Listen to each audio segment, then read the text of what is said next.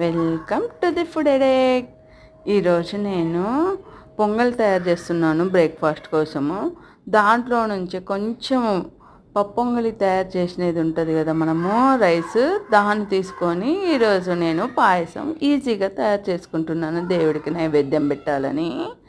అది ఎలా చేయాలంటే ఫస్ట్ మనం నెయ్యి వేసేసి జీడిపప్పు, ద్రాక్ష, గసాలు, కొబ్బరి, ఇంకా డ్రై ఫ్రూట్స్ ఎన్ని ఉంటే మన ఇష్టం, మన చాయిస్ అనమాట, బాగా వేయించుకొని పక్కన పెట్టేసుకోవాలి.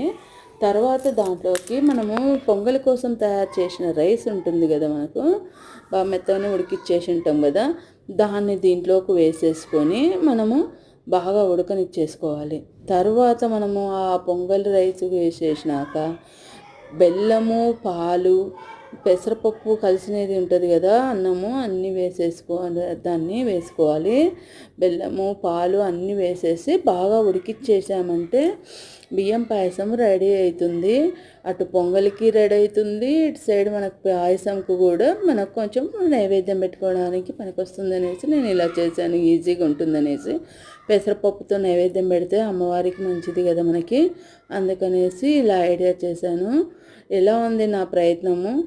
కామెంట్ చేయండి, సబ్స్క్రైబ్ చేసుకోండి.